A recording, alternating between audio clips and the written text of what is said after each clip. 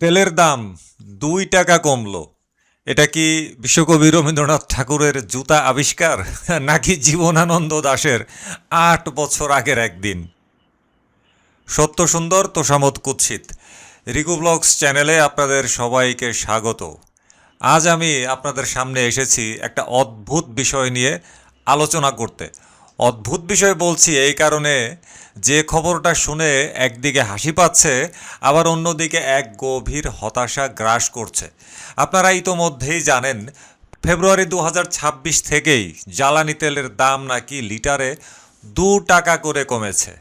এক একটা বাইকারের পকেটে প্রতি লিটারে এই 2 টাকা সাশ্রয় হবে। এটা শুনে আপনার মনে প্রথম অনুভূতিটা কি আসতেছে? এটা স্বস্তি, নাকি মনে হচ্ছে এ তো দেখছি রবীন্দ্রনাথ ঠাকুরের জুতা আবিষ্কার গল্পের সেই হাস্য রসকেও হার মানিয়ে দিল? রবীন্দ্রনাথ ঠাকুরের জুতা আবিষ্কার গল্পটা মনে আছে তো? রাজা হবুচন্দ্র চর্মকারকে ডেকে বললেন ধুলো নিবারণ করতে হবে।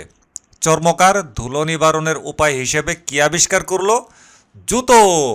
অর্থাৎ যে সমস্যা ছিল পায়ের তলায়, তার সমাধান করা হলো পাটাকে ঢেকেই। ঠিক তেমনি তেলের দামের বোঝা কমানোর জন্য যখন বিশ্ববাজারে তেলের দাম অনেক বেশি কমেছিল, তখন আমাদের দেশে কমেছিল যৎ সামান্য।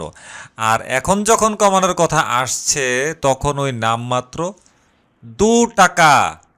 এটা কি আমাদের পা থেকে ধুলো সরানোর চেষ্টা, নাকি আমাদের পাটাকেই আরও একটু বেশি করে জুতো দিয়ে ঢেকে দেওয়ার একটা প্রতীকী চেষ্টা?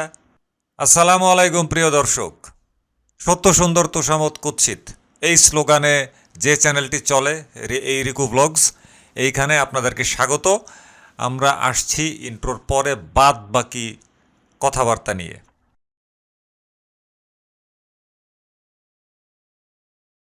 চলুন প্রথমে আমরা খবরের মূল তথ্যটা দেখে নিই। সরকার তথাকথিত স্বয়ংক্রিয় ফর্মুলা অনুযায়ী 1 ফেব্রুয়ারি 2026-এ জ্বালানি তেলের নতুন মূল্য নির্ধারণ করেছে। ডিজেল আগে ছিল 102 টাকা, এখন 100 টাকা। কেরোসিন আগে ছিল 114 টাকা, এখন 112 টাকা। পেট্রোল আগে ছিল 118 টাকা, এখন 116 টাকা। অকটেন আগে ছিল 122 টাকা, এখন হলো 120 টাকা। বাহ, কি দারুণ এক সমন্বয়! প্রতি লিটারে 2 টাকা। এই 2 টাকার মাহাত্ম্য কি আপনারা বুঝতে পারছেন? একজন বাইকার যিনি মাসে 20 লিটার পেট্রোল কেনেন বা অকটেন কেনেন,